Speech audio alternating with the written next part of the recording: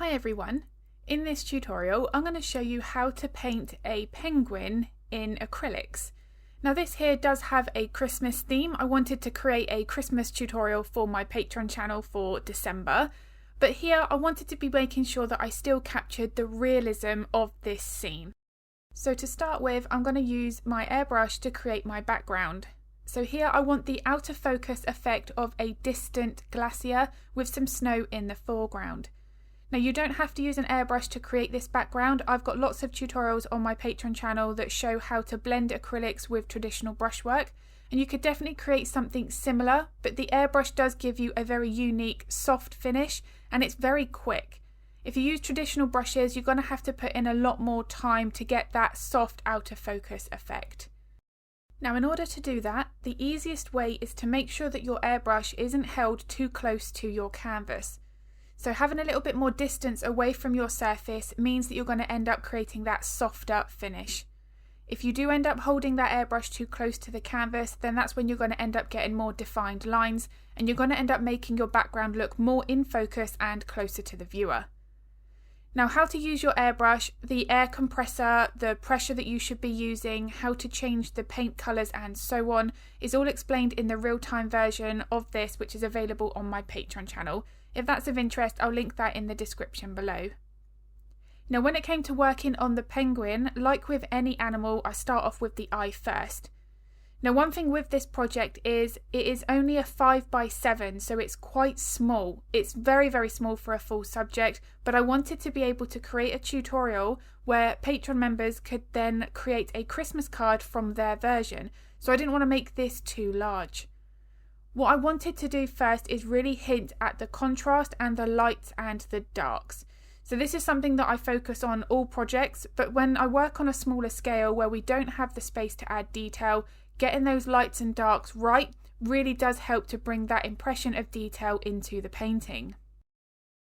Now something that's going to be very obvious throughout this piece is how I'm making sure to get my contrast right. So this is something that I do talk about in all of my tutorials, both here on YouTube and on Patreon. So I have used black here and I'm going to be glazing some additional colours over the top to help to reinforce more of the depth within the feathers.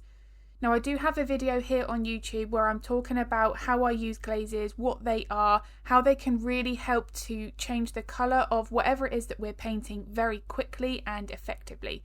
So if that video is of interest, I'll pop that in the description below. Now one of the things that is apparent is how I like to work in small manageable sections. So when I work with acrylics, it's slightly different with my paper-based mediums because while I'm waiting for one section to dry, I'll usually start on something else next to it. But I want to be making sure that I'm not focusing on too much of a larger area.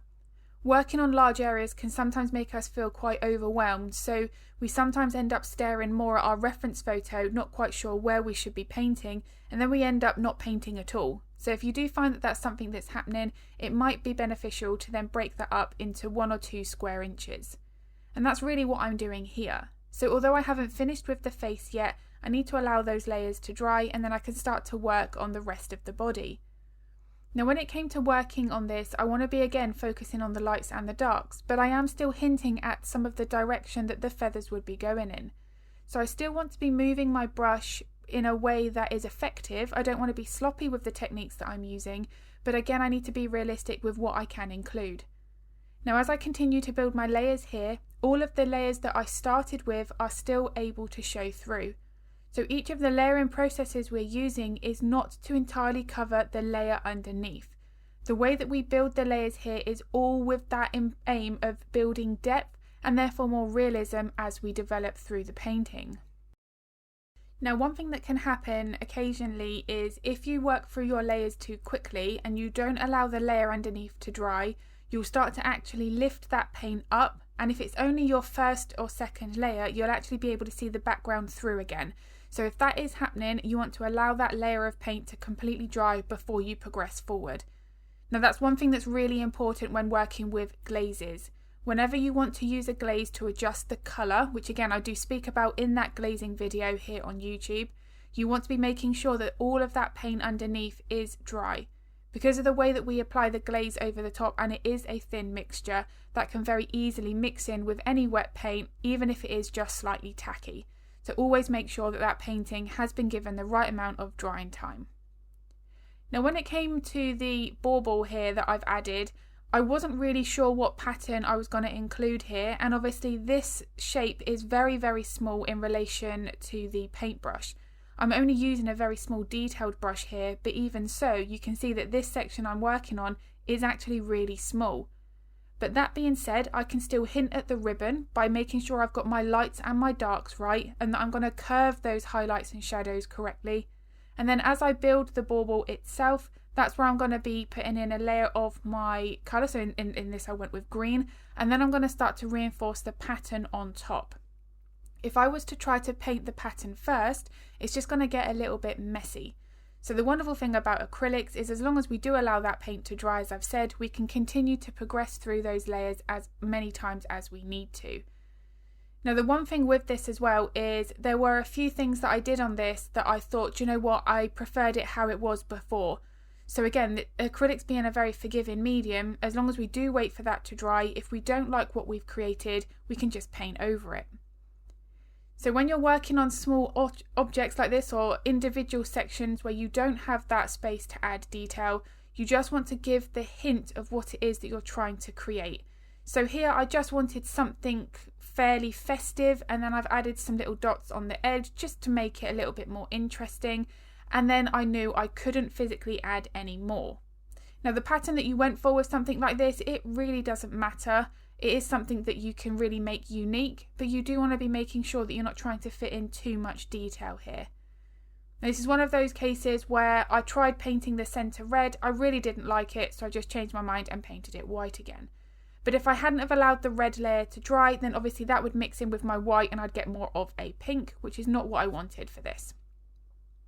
So back to the rest of the penguin. Now when it came to building and blocking in the body, this is where I'm using all of the techniques that I would when painting fur or obviously feathers. I want to be focusing on getting a nice base layer, and I also want to be making sure that that base layer is my soft layer. So I have a nice blended transition from my darks to my lights. I always want to be making sure, if I can, that I'm working from a fairly well blended base layer, because I do feel that it's much easier to then build natural, realistic details on top. If you're fighting with harsh start and stop points on the base layer, I do just find then that the details also look harsh. And then for something like this, you could end up with something that looks a little bit too coarse, which we want to avoid. So when it came to building up the layers here, again, it's all about my values. I'm paying very close attention to the lights and the darks. A big tip as well, it doesn't matter what it is that we're painting, we don't want to jump to our brightest highlights first. So in some cases, this layer, it's barely showing up, but it is enough here to hint at one subtle layer on top. Now, as I continue to build my layers like this, the first darker layer that I started with is what's going to help to provide the shadows in between those feathers that are sitting on top. But it's just important to make sure that you leave those top feathers, those brightest highlights, for your last layers. So something that I mentioned at the beginning of the video about how this is a smaller painting, I can't add a huge amount of detail. Now that I've zoomed out, you can really see that although there isn't that amount of detail that you can get in a larger painting, it does still look photorealistic because I focused on the contrast and the values. I've also still made sure to put in the right amount of layers. I haven't just worked with 2 or 3 layers and called it finished because it's a smaller painting. I still personally like to make sure that each element is up to the standard that I'm happy with. Now the wonderful thing about working on smaller projects like this is they're not as involved, so often we can spend days on one project, sometimes weeks, and that can be really quite draining. So working on smaller projects like this that aren't quite as involved but are really fun, this can help to keep that motivation there so that we're always wanting to be back at the easel painting. Sometimes getting burnt out is because we're working on projects that are always demanding a lot of us. So these little projects here are something that I now take time to do in between all of my other work that I am creating. Now something that I wanted to do for this tutorial on Patreon was also provide the layout without the Christmas elements. So any Patreon members who wanted to create more of a natural painting with just the penguin as it is and the background, they would have that option to do so. So both of those are available with the real-time tutorial. Now in terms when it came to painting the feet here, something that I always mention is when you're painting hands, fingers or feet, just focus on the shapes that you see. So it's very easy for our brain to go, I know what a hand looks like, I'm going to paint it like this. And before we know it, we start to drift away from what that original reference photo actually looks like. And then sometimes the finished painting, that hand, that foot, it doesn't look anything like a foot at all. So here I just want to focus on my lights and my darks. If I get the placement of my lights and my darks right, this will look like that reference photo. And again, this is something that I speak about in depth in the real-time version on Patreon. Now for the foot, I actually wanted to put some of the snow in front to make it look like the penguin was kicking some of the snow forward towards the viewer, towards the camera. So in order to do that, I had to make sure that I painted the feet first and then I added the snow in separately. Now for this section of the snow, I didn't want it to overpower the background, so I've just decided here to add a little bit around the feet and then fade it out on the edges. And then the very last element to be added to this is the actual individual snowflakes that I added at the end. So I really do hope that this video has been useful. If it was, if you could give it a like and a thumbs up, it makes a huge difference to my channel. I'd be very grateful.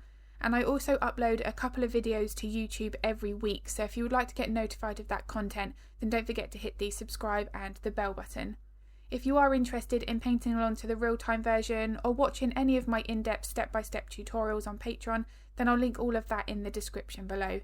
If you do have any art-related questions, feel free to pop them in the comments because I'm more than happy to help if I can. And I'll be uploading another video to YouTube next week, but as always, thank you so much for watching.